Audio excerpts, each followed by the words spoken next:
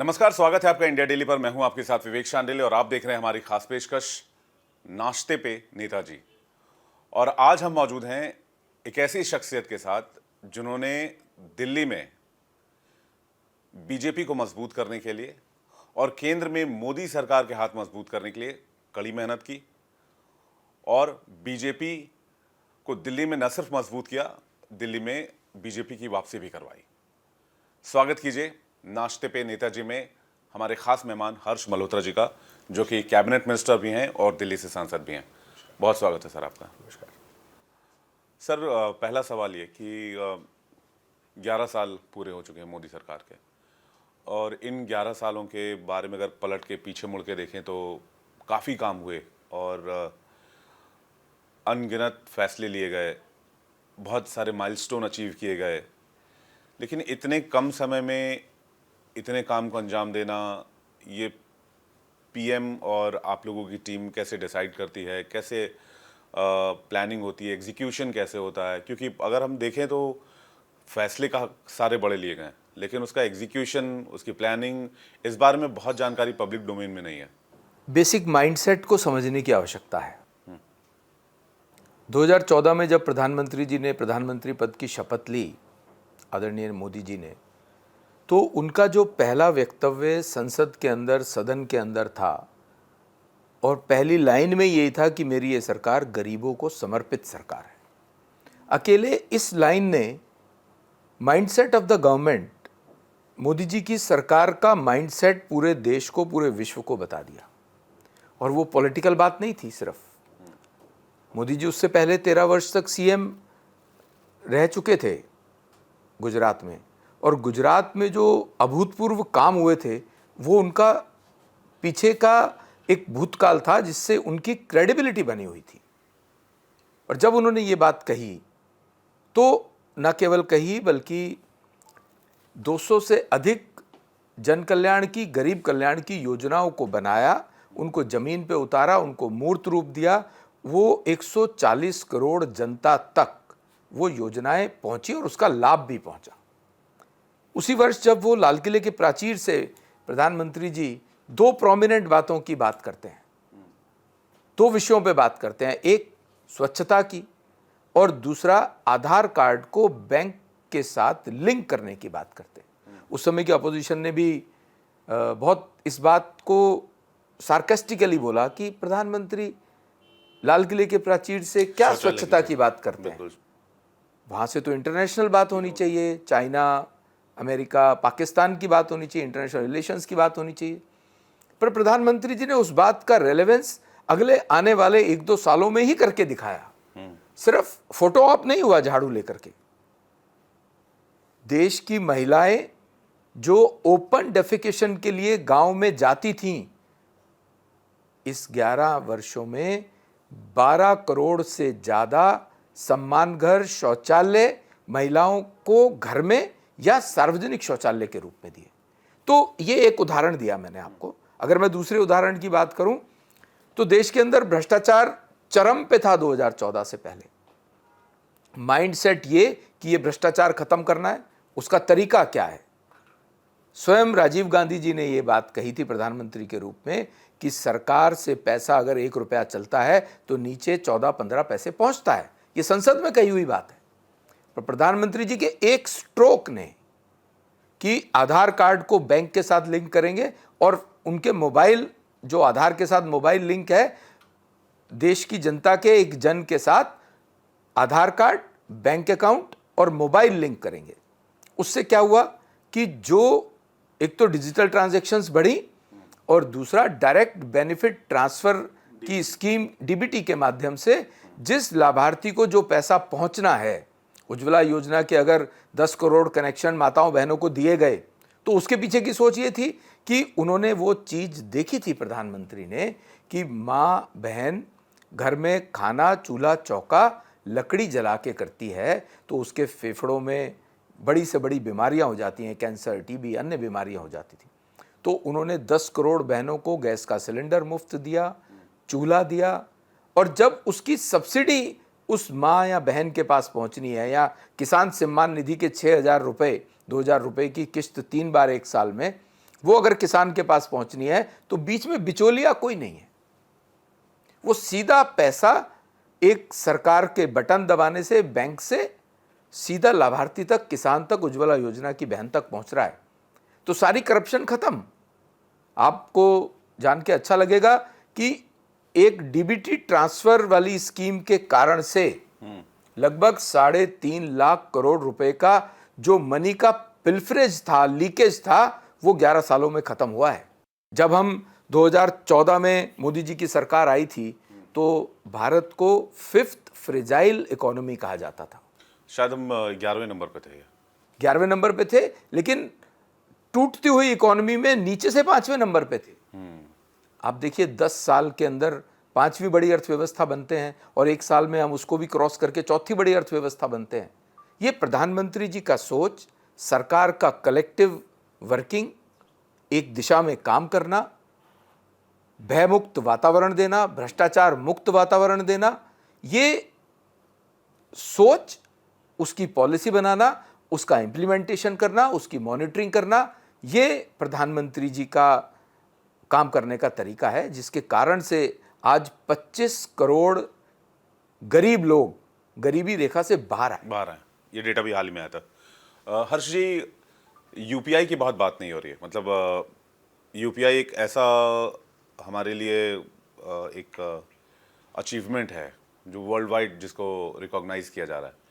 UPI की planning कैसे हुई? कि मुझे याद है कि फॉर्मर जो वित्त मंत्री थे चिदम्बरम साहब, उन्होंने कहा था कि क्या आप रेडी पर, पटरी पर जाकर क्यूआर कोड स्कैन करेंगे, आप क्रेडिट कार्ड स्वाइप करेंगे और पेमेंट करेंगे, 10 रुपये 5 रुपये पेमेंट कैसे करेंगे? लोग आज 1-1 रुपये का पेमेंट भी यूपीआई से कर ले रहे हैं। तो ये प्लानिंग, एग्जीक्यूशन, ये सब कैसे रहा और ये इतना बड़ा अचीवमेंट कैसे हासिल? आप देखिए, आज डिजिटल ट्रांजैक्शन में पूरे विश्व का डिजिटल ट्रांजैक्शन का 48% भारत का कंट्रीब्यूशन है। उसके अंदर जो सबसे ज़्यादा डिजिटल ट्रांजैक्शन 48% पूरे विश्व का इंडिया में है। और आज रेडी पटरी वाला देश के अंदर 50 करोड़ ऐसे लोग हैं अभी जिन्होंने 2014 से पहले बैंक की शक्ल नहीं देखी थी। वो डरते थे बैंक में जाने में कि बैंक में हम कैसे जाएंगे, हमारे पास 500 रुपये, 1000 रुपये नहीं है अपना अकाउंट खोलने के लिए, खाता खोलने के लिए। प्रधानमंत्री जी की योजना की जनधन अकाउंट, जीरो बैलेंस का अकाउंट, उस व्यक्ति का जिसका कभी भी बैंक में अकाउंट नहीं है। इसके कारण से क्या हुआ, वो 52 करोड़ से ज़्यादा जनधन खाते आज देश के अंदर हैं, उन गरीब लोगों के जिनको हमने मेन इकोनॉमी के अंदर डाला। आज एक रेडी पटरी वाले का अकाउंट ही नहीं था तो डिजिटल ट्रांजैक्शन कैसे करता? पर वो रेडी पटरी वाले का अकाउंट खुला ना जनधन खाते में, आज स्कैन करते हैं उसका क्यूआर कोड तो हम 5 रुपये 1 रुपये की पेमेंट कर पाते हैं। तो ये बेसिक माइंडसेट की प्लानिंग, माइंडसेट और फिर उसकी प्लानिंग, 52 करोड़ लोगों के खाते खुलना, उनके खातों को आधार कार्ड के साथ लिंक करना, उनके मोबाइल नंबर के साथ लिंक करना, ये बहुत बड़ा कार्य, बहुत स्मार्ट मूव था कि आपने छोटे और लघु व्यापारियों को, जो रेडी पटरी वाले हैं, वो भी आपकी इकोनॉमी के स्ट्रीमलाइन में आ गए वो यूपीआई के माध्यम से। वो पैसा भी आपके सिस्टम में, मेन इकोनॉमी की स्ट्रीम में आता है, स्ट्रीम में आ गए। तो ये भी एक बहुत स्मार्ट मूव रहा जी। आगे बढ़ते हैं। ये जो प्रधानमंत्री का की जो सोच है, ये जैसे कि हमने अभी बातचीत की, चाहे वो स्वच्छता अभियान हो, चाहे वो दूसरे स्कीम्स हों जिसमें गरीब लोगों को देखकर, ध्यान में रखकर योजनाएं बनाई गई, इसमें एक चीज़ बड़ी ख़ास बात ये देखी जाती है कि आगे 4-5 साल की प्लानिंग बहुत क्लियर होती है कि चौथे साल, 5वें साल, 7वें साल, 10वें साल तक में एग्जीक्यूशन क्या रहेगा, इसका जो दायरा है वो कितना बड़ा रहेगा और उसमें क्या अचीव करने वाले हैं। ये सब कैसे मुमकिन होता है? इतनी दूर की प्लानिंग कैसे करते हैं आप लोग? प्लानिंग इम्पोर्टेंट है, लेकिन उतनी ही बड़ी इम्पोर्टेंस एग्जीक्यूशन की भी है, मॉनिटरिंग की भी है। तो हर लेवल पर प्लानिंग के बाद एग्जीक्यूशन के समय में उसकी मॉनिटरिंग होना, उसको टाइमली रिव्यू करना, प्रधानमंत्री जी स्वयं प्रगति के माध्यम से स्वयं रिव्यू करते हैं डिफरेंट जो प्रोग्राम्स देश में जन कल्याण के चल रहे हैं। मंत्रियों को रहता है कि वो अपने मंत्रालय के अपने प्रोग्राम्स को रिव्यू करें, टाइमली रिव्यू होता है उसमें कहीं कोई ऐसा लगता है कि थोड़ा स्लो हो रहा है तो उसको फास्ट ट्रैक पर टेकअप किया जाता है। जैसे मैं रोड ट्रांसपोर्ट का मंत्री हूँ, तो हमारा अगर कोई प्रोजेक्ट हम प्रारंभ करते हैं, उसको डेट ऑफ स्टार्ट से लेकर के डेट ऑफ कंप्लीशन तक की डेट है, और खाली डेट दे करके नहीं भूल जाते हैं। अगर कोई प्रोजेक्ट 3 साल में कंप्लीट होना है तो उसका मंथली जो ट्रैक है, उसको 1 महीने में कितना काम होना चाहिए, उसकी ट्रैकिंग सिस्टमेटिक लेवल पर है।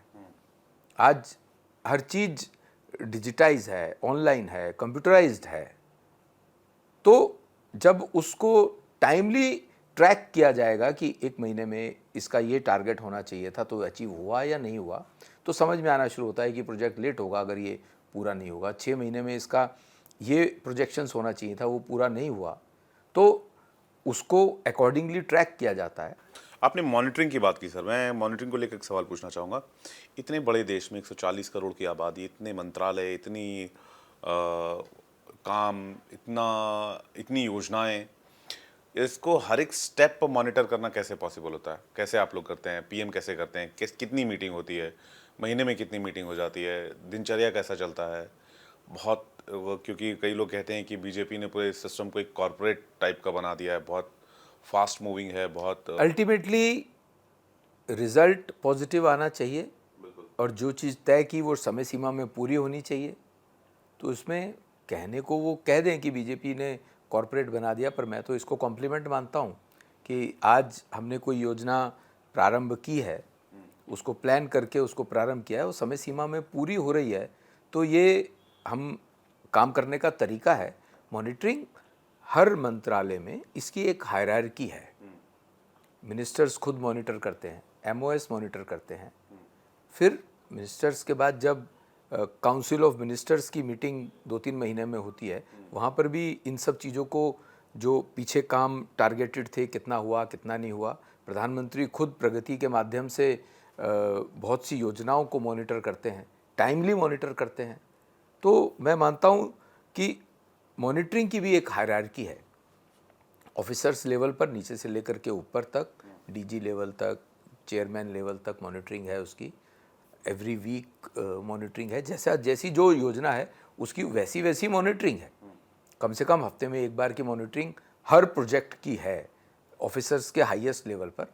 मंत्री के स्तर पर भी 15 दिन में, 1 महीने में उन डिफरेंट योजना, एक मंत्रालय में 10, 20, 50, 100 योजनाएं चल रही हैं। बिल्कुल, मैं वही कह रहा हूँ। तो उन सब का टाइमली रिव्यू लेना, डेली बेसिस पर भी रिव्यू लेना हर योजना का, फिर उसके बाद काउंसिल ऑफ मिनिस्टर्स है, कैबिनेट में भी उन सब चीज़ों पर चर्चा होती है, रिव्यू भी होता है, नई चीज़ें भी पास होती हैं।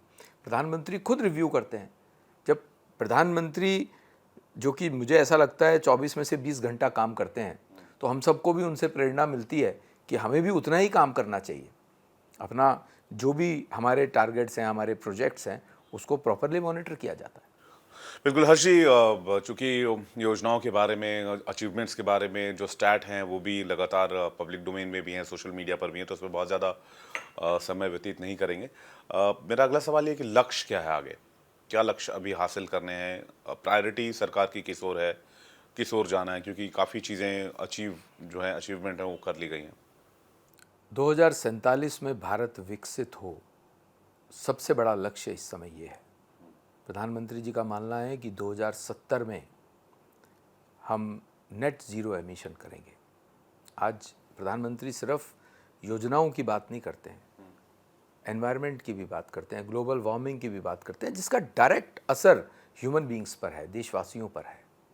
तो 360 डिग्री सोचना, ये प्रधानमंत्री जी और कैबिनेट और मंत्रियों का भी काम है। उनकी गाइडेंस हमारे पास हमेशा रहती है, और मैं इस बात को ऐसा भी मानता हूँ कि 2047 में विकसित भारत का जो लक्ष्य है, इसके लिए चाहे अभी आपने कहा कि डाटा सब डोमेन में है, लेकिन फिर भी कुछ बातें बतानी बहुत आवश्यक लगती हैं। आज देश विकसित कैसे होगा? कनेक्टिविटी चाहिए सबसे पहले, चाहे वो नेट की कनेक्टिविटी हो। आज पूरे देश में हम 5G का उपयोग कर रहे हैं, 6G की तरफ बढ़ रहे हैं। आज पूरा ग्लोब एक क्लिक पर सिमट कर रह गया है, ग्लोबल विलेज हो गया एक तरह से। ग्लोबल विलेज हो गया है। आज देश के अंदर आप हाईवेज का नेटवर्क देखिए, रेलवेज का नेटवर्क देखिए, एयरवेज का नेटवर्क देखिए। 2014 से पहले देश के अंदर 92,000 किलोमीटर के हाईवेज थे, आज 1,50,000 किलोमीटर के हाईवेज हैं। 2014 में जब देश प्रधानमंत्री मोदी जी प्रधानमंत्री बने थे, उस समय 18,000 गांव ऐसे थे जिनमें बिजली नहीं थी। पहले 5 साल में प्रधानमंत्री जी ने ये संकल्प लिया, एक भी गांव ऐसा नहीं था 2014 से 19 के बीच में, 19 में एक भी गांव ऐसा नहीं था जिसमें इलेक्ट्रिसिटी नहीं पहुंची हो। उसके बाद प्रधानमंत्री जी ने बीड़ा उठाया कि हर घर में बल्ब जलेगा। आज 95% से ज़्यादा घरों में बिजली पहुंची है। ये रोड ट्रांसपोर्ट मिनिस्ट्री में तो कहते हैं बुलेट की रफ्तार से काम हो रहा है। मैं आपको रफ्तार बताता हूं जी। 2014 से पहले 12 किलोमीटर पर डे की रफ्तार से हाईवेज बनते थे। आज 28 किलोमीटर पर डे के हिसाब से नेशनल हाईवे बन रहा है। कोविड के दिनों में जब पूरा विश्व थर-थर कांप रहा था, प्रधानमंत्री जी की सोच देखिए, उस समय हमारा national highway 35 kilometre per day पहुंच गया था और केवल 4 देश विश्व के अंदर वैक्सीन बना सकते थे। लेकिन प्रधानमंत्री जी ने देश की इकोनॉमी को बचाने के लिए, देश के 140 करोड़ जनता को कोविड से बाहर निकालने के लिए संकल्प लिया कि हम देश में वैक्सीन अपने देश में बनाएंगे। अब नए भारत की बात हो रही है तो अपने योजनाओं की कुछ बात की, जो माइलस्टोन्स हैं उनकी बात की। ऑप सिंदूर की बात भी करनी चाहिए सर, क्योंकि ऑप सिंदूर अभी ऑनगोइंग ऑपरेशन है, अभी होल्ड किया हुआ है और नए भारत की नई नीति है जैसे प्रधानमंत्री कहते हैं।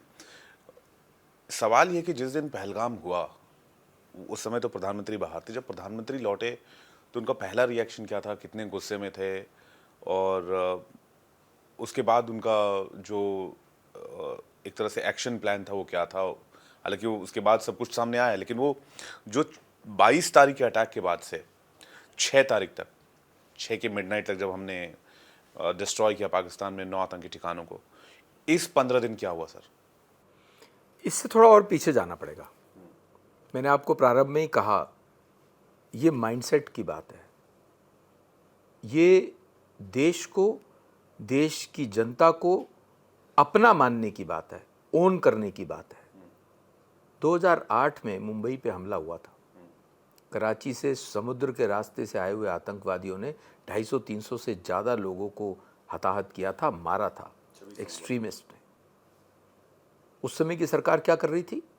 उस समय की सरकार का कोई रिएक्शन नहीं था बयानबाजी के अलावा, और उसके बाद भी सब कुछ स्पष्ट हुआ कि आतंकवादी कहाँ से आए हैं। एक जिंदा भी पकड़ा गया। उसके बाद भी पेपर पर समझौता कर रहे थे। आपका कोई संवेदना ही नहीं थी देश के लोगों के प्रति। पर आप देखिए 2016 में उरी की घटना होती है तो उसका जवाब देश की सरकार कैसे देती है? उसका जवाब सर्जिकल स्ट्राइक करके देती है। पाकिस्तान के अंदर घुस के हमारे कमांडोज, हमारे सैनिकों ने पाकिस्तान के अंदर घुस के 5 आतंकवादी ठिकानों को तहस नहस किया। पाकिस्तान को, पूरे विश्व को ये मैसेज दिया कि हम, अगर हमें छेड़ोगे तो हम छोड़ेंगे नहीं। जीरो टॉलरेंस की नीति है आतंकवाद के प्रति। 19 में भी जो घटना हुई पुलवामा की, उसमें एयर स्ट्राइक से जवाब दिया। उसके कारण अभिनंदन अगर पाकिस्तान में ड्रॉप हुए तो 3 दिन में वापस आए ना। उससे पहले की जो वॉर ऑफ प्रिजनर्स हैं हमारे हिसाब से, या जो गलती से पाकिस्तान क्रॉस कर गए, वो लोग अभी भी झगड़ रहे हैं वहाँ पर। वो कोर्ट में जा रहे हैं, वर्ल्ड की कोर्ट में जा रहे हैं, पर नहीं हो पाता है। लेकिन ये प्रधानमंत्री जी का ऑरा पूरे विश्व भर में, और उनकी मानसिकता कि मेरे लिए मेरा देश पहले है, मेरा देशवासी पहले है, तभी अभिनंदन वापस आया। नहीं तो वो समय था जब हमारे सैनिक का गला काट के फुटबॉल की तरह उनका सर खेलते हुए वो भारत में भेजते थे। पाकिस्तान की सेना वहाँ से गोलाबारी लगातार करती थी और भारत की सेना को गोली चलाने का आदेश नहीं था। उन्हें पीछे मुड़ के देखना पड़ता था दिल्ली की तरफ। 48 घंटे 72 घंटे में आदेश आता था गोली चलाने का। आज वो भारत बदला है। भारत की सेना को इस बात का अधिकार है, गोली चले तो उसका जवाब बिना पूछे गोले से देना है, एक्सक्लूसिव राइट्स दिए हैं। तो ये मानसिकता की बात है। यही कारण जब पहलगाम की घटना होती है, पहलगाम की घटना के बाद 14 दिन के अंदर अंदर भारत की सेना को फ्री हैंड देते हैं प्रधानमंत्री, और पूरा उस समय का जो ग्रुप ऑफ मिनिस्टर्स ने बैठ के तय किया, कई बैठकें हुई थी, उन बैठकों के बाद तय किया, योजना बनी। योजना को मूर्त रूप देने के लिए स्वयं रात भर बैठ के प्रधानमंत्री मॉनिटर करते हैं, सीनियर मिनिस्टर्स आदरणीय राजनाथ जी, आदरणीय गृह मंत्री जी लगातार मॉनिटर करते हैं, एनएस से मॉनिटर करते हैं कि जो हमने प्लान किया है वो होने में कहीं कोई चूक तो नहीं हो रही, और वो हमारे सैनिक भी सुरक्षित रहें इसकी चिंता भी प्रधानमंत्री करते हैं। जब 2016 का सर्जिकल स्ट्राइक हुआ था तब भी प्रधानमंत्री सारी रात बैठकर टीवी पर ऑनलाइन देख रहे थे, कैमरे से लाइव देख रहे थे, और उनकी चिंता ये थी कि ऑपरेशन भी सक्सेसफुल होना चाहिए और एक भी सैनिक को खरोंच नहीं आनी चाहिए, वो जिंदा वापस आने चाहिए। लेकिन अपोजिशन वाले इसके ऊपर जो लोग भारत की सेना पे प्रश्न उठाते हैं, भारत में रह करके ऐसा सोचते हैं, उनको शर्म आनी चाहिए। मैं आपके खड़गे माध्यम साहब से, कह रहे थे छुटपुट युद्ध है। छुटपुट युद्ध तो पूरे विश्व ने देखा है। पाकिस्तान उसका जवाब ठीक से नहीं दे पाया, उसने अपनी कोई भी कसर नहीं छोड़ी, लेकिन भारत का नुकसान मिनिमम हुआ है। हमने 3 दिन में जो चाहते थे वो अचीव किया। पाकिस्तान में 100 से ज़्यादा आतंकवादियों को तबाह किया, 5 बड़े आतंकवादियों को मारा, उनके 9 बड़े ठिकाने खत्म करे आतंकवादियों के, पाकिस्तान का एयर डिफेंस सिस्टम, पाकिस्तान के दूसरे डिफेंस सिस्टम्स को खत्म किया। और जब हमारा काम पूरा हुआ है, भारत की सेना ने पूरा किया है, उसके बाद सीज फायर किया है, हमने नॉन एस्केलेटरी एक्शन किया है। हमें इस बात की भी चिंता थी कि गुजरात, राजस्थान, पंजाब, जम्मू कश्मीर के बॉर्डर पे जो हमारे देशवासी रहते हैं, जो रात को सोए नहीं थे, हम लोग भी नहीं सो पाए थे, हमारे रिश्तेदार भी जो पंजाब में रहते हैं उनके फ़ोन लगातार आ रहे थे, वहाँ ब्लैकआउट हो रहा था। इस बात की चिंता भी देश की सरकार को थी, प्रधानमंत्री जी को थी कि हमें उतना ही एक्शन करना है जिससे कि हमारा नुकसान भी मिनिमम हो।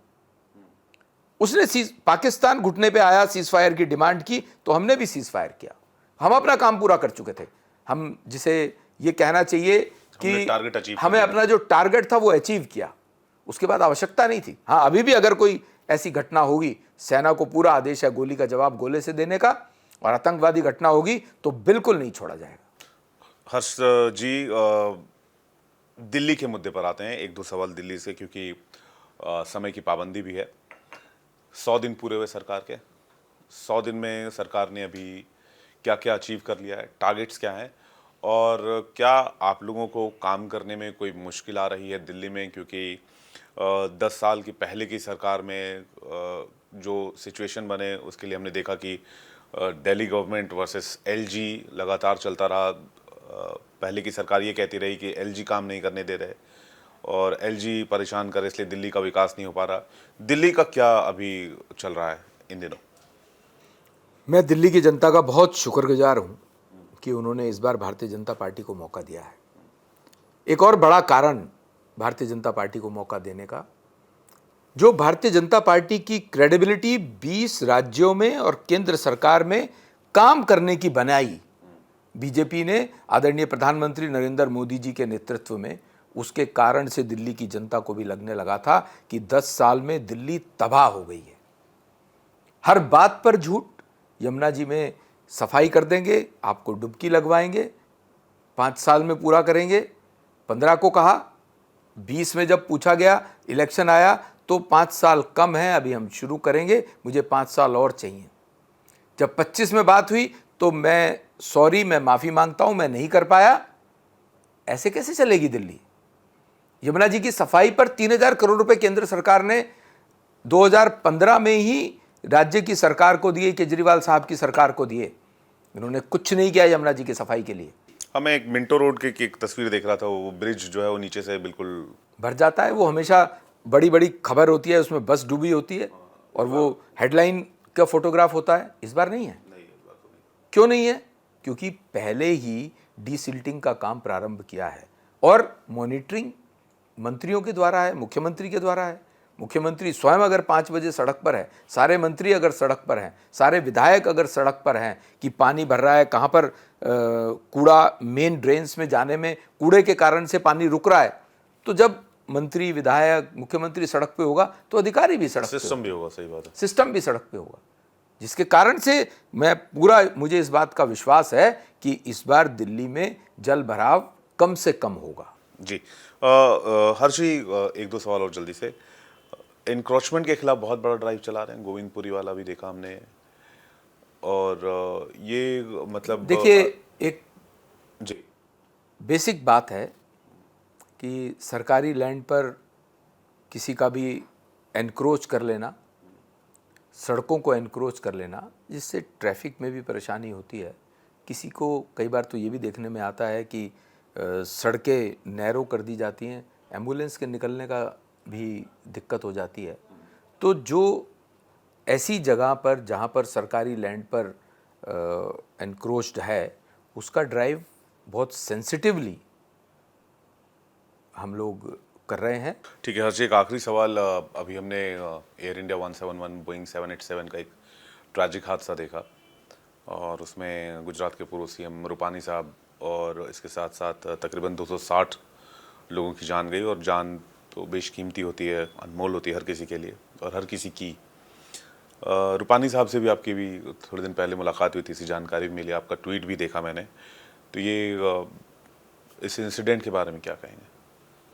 बहुत दुखद हादसा है, एक्सीडेंट है, अचानक हुआ और कुछ अपेक्षा ऐसी नहीं होती है। जनरली रोज़ इतनी फ़्लाइट्स टेक ऑफ करती हैं पूरे देश से, पूरे विश्व में। इसकी जांच तो अभी चल रही है, पता लगेगा, लेकिन बहुत दुखद है कि फ़्लाइट टेक ऑफ करते ही कुछ मिनटों में धराशायी हो गई, और हमारे देश के बहुत बड़े लीडर और गुजरात के सीएम रहे विजय रूपाणी जी भी उसमें नहीं रहे। मेरी तरफ से भी और हमारी सरकार की तरफ से भी इसके प्रति बहुत गहरी संवेदनाएं हैं, उनके परिवारजनों के प्रति। रूपानी जी से आखिर बार कब मुलाकात हुई थी, और क्या बातचीत हुई थी? बहुत हाल में शायद आपकी मुलाकात हुई मैं बहुत शॉक्ड हूँ। रूपानी जी से मुलाकात अभी 4-5-6 दिन पहले हुई। अच्छा। एक दिल्ली के एक कार्यक्रम में कुछ बच्चे आईएएस क्वालिफाई किए थे, उन बच्चों से मिलना, बात करने का एक कार्यक्रम था। रूपानी जी के साथ मैं लगभग 1.25 घंटा 1.5 घंटा रहा, और उनसे कई विषयों पर छुटर-पुटर बात भी हुई। बहुत संवेदनशील व्यक्ति थे, देश के बहुत बड़े नेता थे। उनके कार्यकाल में जब वो मुख्यमंत्री थे, उस समय बहुत बड़ी बड़ी योजनाएं भी उन्होंने तैयार की थी और उसको इम्प्लीमेंट कराया था। हर्ष जी, बहुत शुक्रिया आपका हमारे साथ बातचीत करने के लिए, और अपना कीमती वक्त आपने निकाला, तमाम विषयों पर खुलकर बातचीत की। तो ये हर्ष मल्होत्रा थे हमारे साथ, और उन्होंने खुलकर तमाम मुद्दों पर बातचीत की, चाहे वो सरकार के 11 साल हों मोदी सरकार के, चाहे वो ऑपरेशन सिंदूर हो, या फिर दिल्ली सरकार के कामकाज के 100 दिन हो, या फिर दिल्ली में आने वाले दिनों में सरकार के लक्ष्य के बारे में हो। तो अगली बार फिर किसी और मेहमान के साथ आपके सामने हाजिर होंगे नाश्ते पे नेताजी के इस कार्यक्रम को लेकर।